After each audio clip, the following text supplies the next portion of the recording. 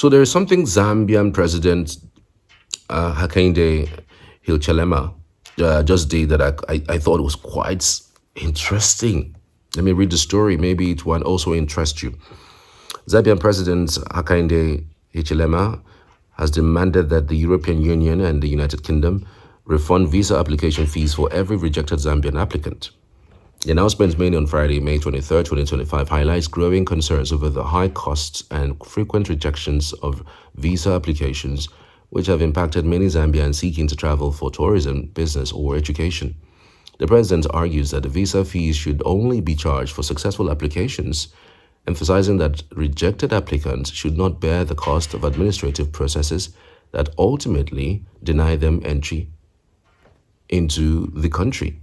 President Hichilema argued that the visa application fees, which can be substantial, place an unfair burden on applicants when their requests are denied, often without clear justification. He says, quote, it is unacceptable that our citizens lose significant sums of money on unsuccessful applications. The president states is calling for a fairer system that includes refunds for rejected visas. This stands as sparks discussions on visa policies and fairness in international travel regulations. While the UK government has a defined refund policy for immigration and nationality applications, it does not typically cover rejected visas. The EU stance on the visa fees refunds remains unclear, but the Zambian leaders' demand could prompt further debate on the issue. The proposal has received mixed reactions, with some supporting the idea as a step towards fairer travel policies, while others question its feasibility. As discussions unfold, it remains to be seen whether the EU and UK will respond to Zambia's request. The Zambian government has not yet outlined how it will engage with EU and UK authorities to pursue this demand. I wholeheartedly support this. I've always said that why should a country deny me entry into their country and still hold back the monies, the visa application fees that I paid? Why? You don't want me in your country? Then give me back my money. And I think I was engaging somebody earlier, and his person says it's just the administrative process. No. What is that administrative process? Or what exactly is it?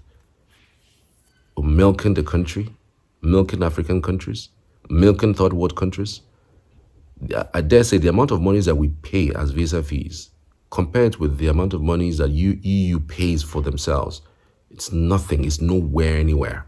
In fact, it's even free entry. If you're citizens of Scotland or England, Wales, other countries, it's movement. You move across EU. Free of charge. So when an African wants to go over there to learn a skill, to do business, for some sort of vacation, they pay through their noses. And when they pay that amount, I still in my head think that some of these disapprovals are deliberate. There's an amount of money that they target to make from a country. When they get that target, the amount of people they want to move from a country to theirs, when they get that number, they just tend to skew it in such a way that every other thing is about making monies. Because I see no reason whatsoever. I see no reason whatsoever. Nobody can explain otherwise why Africans pay that huge amount of money just to travel overseas.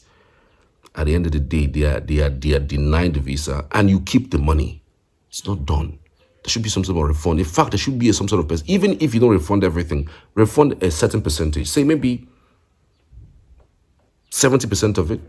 Let's say the 30% will be for maybe the time spent or documents used or whatever. What I mean, the system. So to maintain the system, or at least you deny the person the visa. If I tell you what, if this is implemented, if all African countries, especially the presidents, come together to push for this and it's implemented, you will see the high number of people who will move out.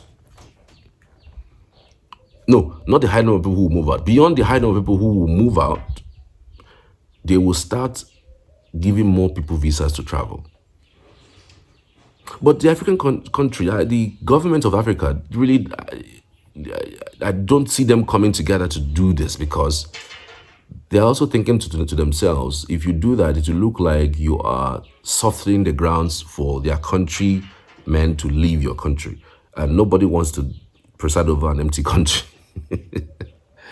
Nobody wants to preside over an empty country. But then, I think it's unfair, by and large, for a country's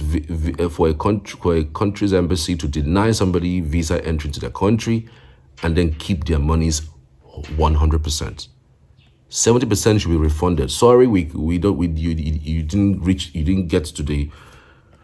didn't get it because person A or your documents were not complete. We can't give it to you because we saw it for some irregularities or any reason given. But then at the end of the day, 70% of the money is returned. If it happens that way, there will be more approvals. Beyond just the more approvals, then we can now see some balance in fair treatment, because this treatment seems to me like this same colonial style of treatment. If not, why are they not paying the same thing in EU countries? Why are EU countries not doing the same thing? Are they more human than us? Are Africans not humans? Why are they treated differently? On what basis would you be asking for that kind of money without refunding it? These are the things, these are the imbalances, these are the trade imbalances that I feel that most African leaders should be talking about. These are the things that I feel that some of these summits that they go to, they pay heavily to go to. These are the things I think they should be talking about with these foreign powers. Rather than going there to beg, stand up to these people and tell them that you are also human. You are even a better human than them. Not all these going to every day. You want to explore minerals, you go and look for a European expatriate. You want to buy equipment, you go to a European expatriate. You want to, raise your GDP, you depend on World Bank. You want to, do you know that the riches in Africa is enough to sustain Africa without the help of any European country or any American country? Do you know? Do you know the amount of mineral resources that is in Congo? Do you know the amount of mineral resources that is in Zambia? Do you know the amount of mineral resources that is in Nigeria? Do you know part of the reasons why people are fighting in the Northeast is not even because of what we think is insecurity. We just speak to it as insecurity, cover it under the cloak of insecurity. Every moment we see insecurity. False.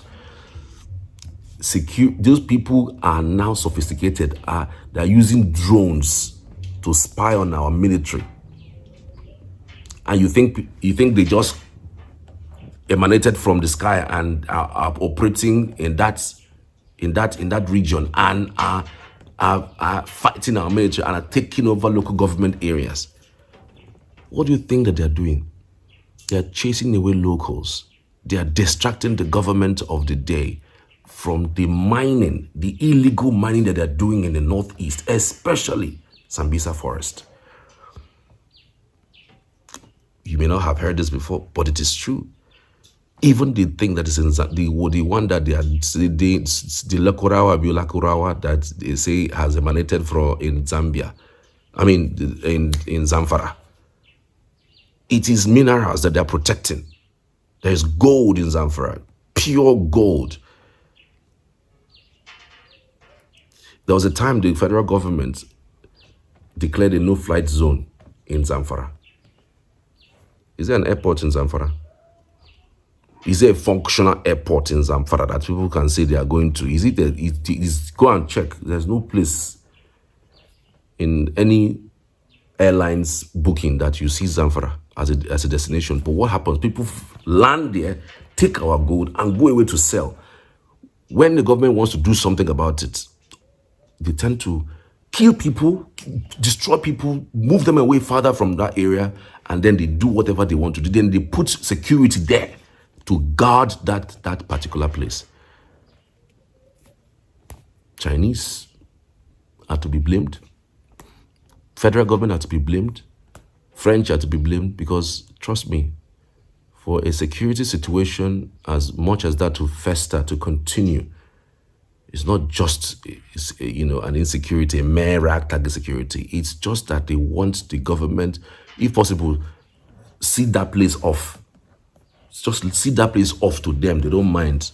They mine as much as possible. They sell it at whatever price they want to sell it and make a lot of money. These companies are huge companies.